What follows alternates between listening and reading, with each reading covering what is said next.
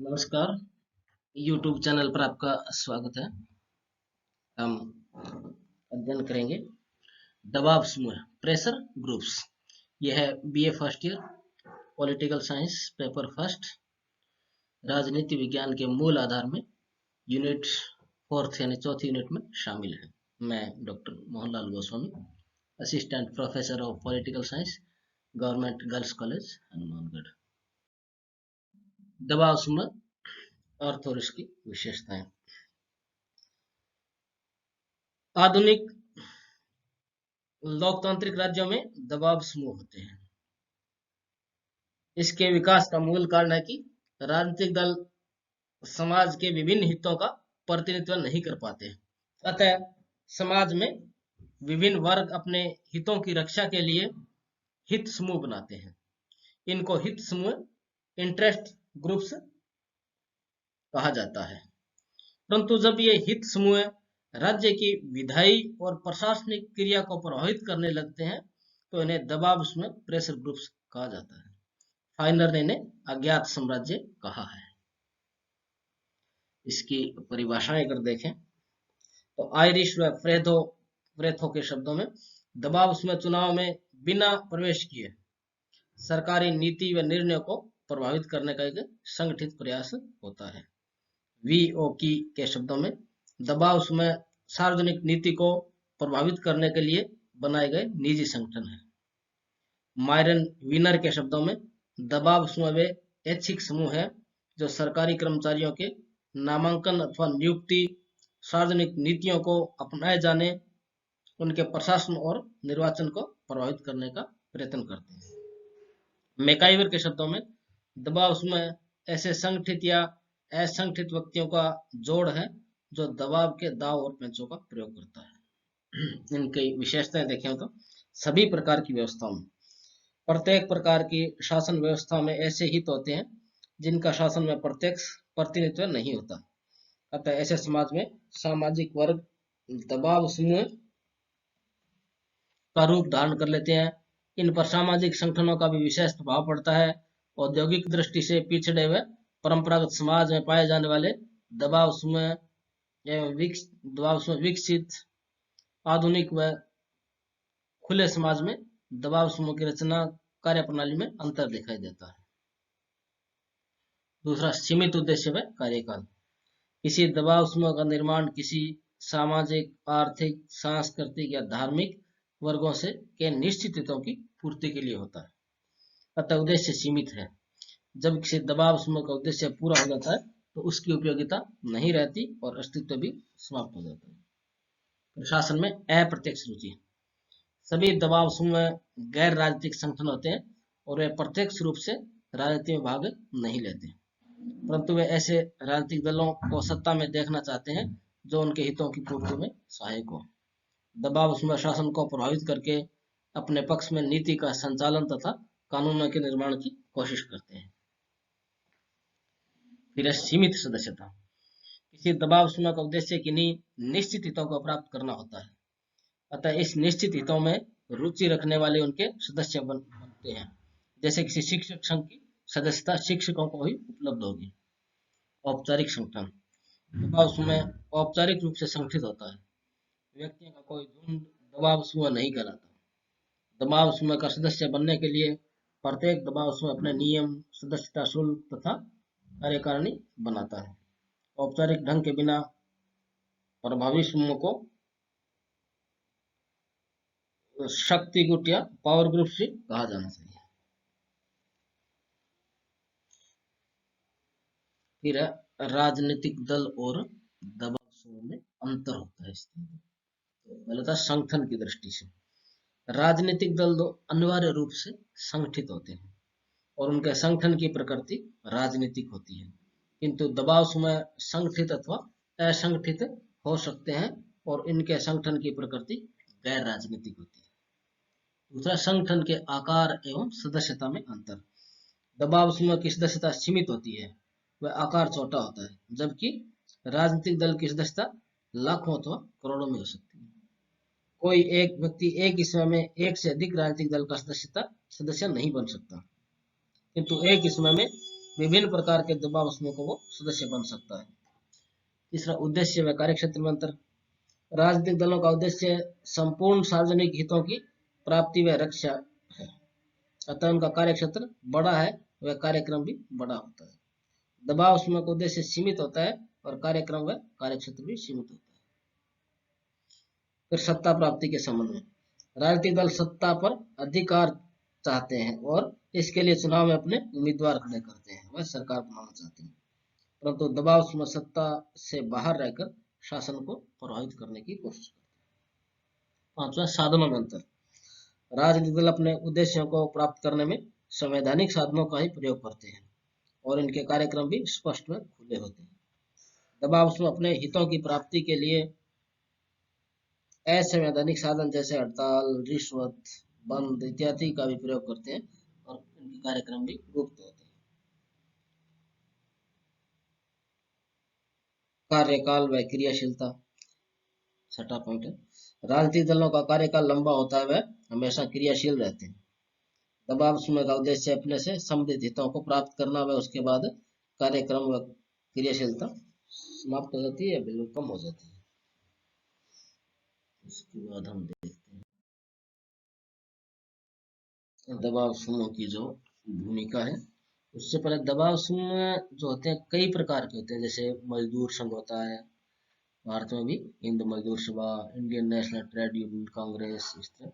व्यावसायिक दबाव समूह भी जैसे व्यवसाय से संबंधित जैसे फेडरेशन ऑफ इंडिया, छात्र समूह जैसे SFI, ASI, AISF, ABVP, NSU, सभी पॉलिटिकल पार्टीज ने अपनी अपनी बना रखी है। किसानों के समूह है, महिला संगठन, शिक्षित वर्गों के समूह है, सामुदायिक संघ, विचारधारा संबंधित, इनकी कार्य प्रणाली जो होते हैं अनुनय करना, सौदेबाजी करना, सीधी कार्रवाई करना, अन्य लॉबिंग है, राजनीतिक दलों से परोक्ष संपर्क है, मीडिया का प्रयोग, न्यायालय की मदद प्राप्त करना, असंवैधानिक साधनों का प्रयोग, रिश्वत, बेईमानी इत्यादि। इनकी जो भूमिका है, यानी अमेरिका में दबाव समूह की भूमिका बहुत महत्वपूर्ण है। इन्हें तृतीय कांग्रेस कहा जाता है। ये कांग्रेस सदस्यों को प्रभावित करके अपने अनुकूल नीति निर्माण करवाते हैं, इसे लॉबिंग कहते हैं, लॉबिंग शब्द। मुख्य है अमेरिका में chamber of commerce, American form bureau, American मजदूर संघ।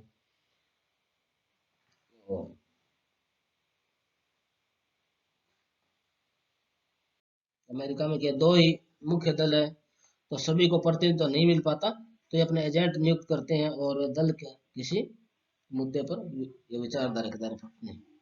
ब्रिटेन में भी अमेरिका के समान प्रभावशाली तो नहीं है, परंतु दबाव समूह हितों के साथ जुड़े हैं, जैसे ट्रेड यूनियन मजदूर दल के साथ, कृषक संघ अनुदार दल के साथ। जब कभी सरकार तथ्यों की जानकारी चाहती है तो आयोग नियुक्त करती है और ये प्रभावित होने वाले पक्षों से विचार करते हैं। भारत में परंपरागत के प्रकार के समूह अधिक है, राजनीतिक दलों से संबंध रखते हैं, हित न पूरे होने पर स्वयं ही दल बना लेते हैं, स्वतंत्र समूह कम है। तो पहले इसके देखें, पहला है विभिन्न वर्गों में संतुलन बैठाना। समाज में अनेक विरोधी वर्ग पाए जाते हैं और प्रत्येक वर्ग को राजनीतिक दल द्वारा प्रतिनिधित्व नहीं मिल पाता।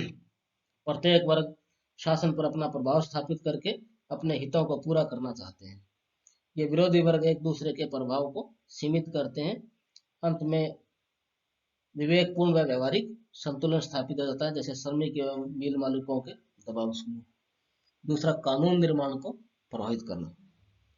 दबाव समूह राजनीतिक दलों को चंदा देते हैं, वे अपनी पसंद के व्यक्ति को टिकट दिलवाकर जिताने की कोशिश करते हैं। वे इन प्रतिनिधियों द्वारा संसद में होने वाली कानून निर्माण प्रक्रिया को प्रभावित करते हैं, वे अपने पक्ष में कानून निर्माण की कोशिश करते हैं। तीसरा, कार्यपालिका को प्रभावित करना। दबाव समूह सरकार को प्रभावित करने की कोशिश करते हैं। अध्यक्षात्मक सरकार जैसे अमेरिका में राष्ट्रपति चुनाव में जो समर्थन दिया जाता है उसका ये गुट इस्तेमाल करते हैं। ये कोई विदेश नीति या कांग्रेस को संदेश या कांग्रेस के किसी विधेयक पर वीटो के लिए भी कह सकते हैं। संसदात्मक व्यवस्था में संसद सरकार को प्रभावित करते हैं। ये मंत्रियों को प्रभावित करते हैं, विशेषज्ञों कमेटियों को प्रभावित करके अपने पक्ष में नीति निर्माण करवाते हैं, वे सरकार में व्यक्तियों को शामिल करवाते हैं।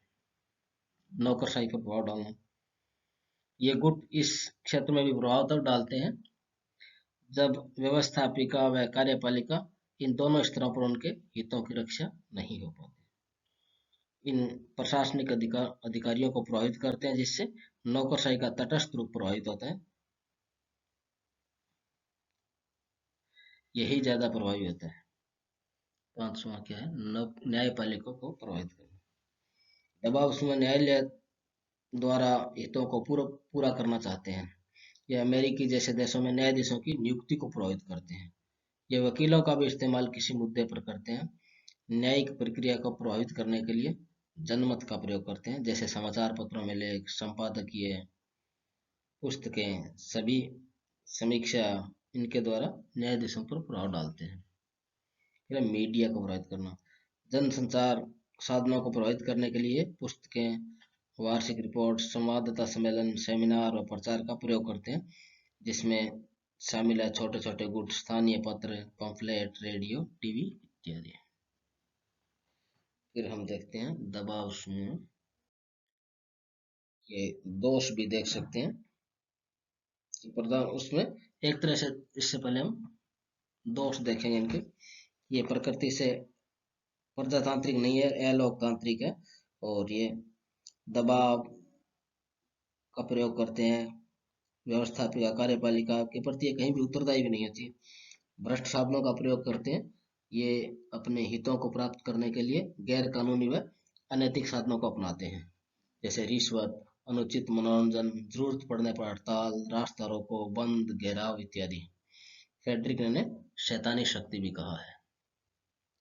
सार्वजनिक हितों की उपेक्षा, दबाव उसमें सार्वजनिक हितों की तुलना में अपने हितों को ज्यादा महत्व देते हैं। वे अपने संगठन एवं साधनों द्वारा अनुचित मांगों को भी स्वीकार करवा लेते हैं, भले इससे आम जनता को हानि पहुंचती है। कमजोर वर्गों के हितों की उपेक्षा, विभिन्न जो है अपने अपने हितों को पूरा करने के लिए दबाव समूह बनाते हैं, परंतु तो समाज में कुछ वर्ग जो असंगठित होते हैं, इनको संगठित दबाव समूह अनुचित लाभ उठाते हैं। भारत में ईंट उद्योग में लगा श्रमिक कमजोर व असंगठित है, या मालिक शोषण करता है। राष्ट्रीय एकता में बाधक भी है। समाज में अनेक हितों में विरोध होता है।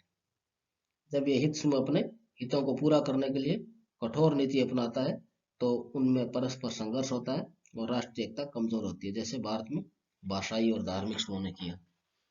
फिर इनका लास्ट में महत्व देखते हैं कि लोकतंत्र में आवश्यक है। लोकतंत्र में दबाव समूह सरकार को जनहित के प्रति जागरूक रखते हैं। सरकार को मनमानी से रोकने के लिए आंदोलन, प्रदर्शन, धरनों का तरीका अपनाते हैं। ये राजनीतिक दलों पर भी नियंत्रण रखते हैं। फिर जनमत पर प्रभाव, दबाव समूह जनता पर प्रभाव डालते हैं, वह राष्ट्रीय हितों के खिलाफ कानून निर्माण को रोकते हैं। यह जनमत निर्माण करते हैं, जिससे लोकतंत्र में प्रशिक्षण का काम चलता रहता है। सूचनाएं एकत्रित करना, ये विभिन्न प्रकार की सूचनाएं एकत्रित करते हैं जो लोकतंत्र में जरूरी है। अमेरिका में कांग्रेस की समितियां जब व्यवस्थापन पर विचार करती है, तो इन समूह द्वारा विभिन्न जानकारी व आंकड़े दिए जाते हैं, जिससे विधि निर्माण आसान रहता है। तो इस प्रकार हमने इनका विस्तार से अध्ययन किया, इनकी आलोचना, कमियां और महत्व देखा, और निष्कर्ष रूप से हम कह सकते हैं आधुनिक युग में सभी राजनीतिक व्यवस्था में दबाव समूह पाए जाते हैं, वह इनका अध्ययन जरूरी माना जाता है। इनकी उपयोगिता के बारे में विद्वानों में मतभेद है। अब यह माना जाता है कि दबाव समूह की भूमिका नकारात्मक की अपेक्षा सकारात्मक है। मायरन विनर ने कहा है, लोकतंत्र के आवश्यक साधन को कहा गया है। हमने इसका विस्तार से अध्ययन किया। उम्मीद है आपको यह कंसेप्ट समझ में आई होगी। धन्यवाद।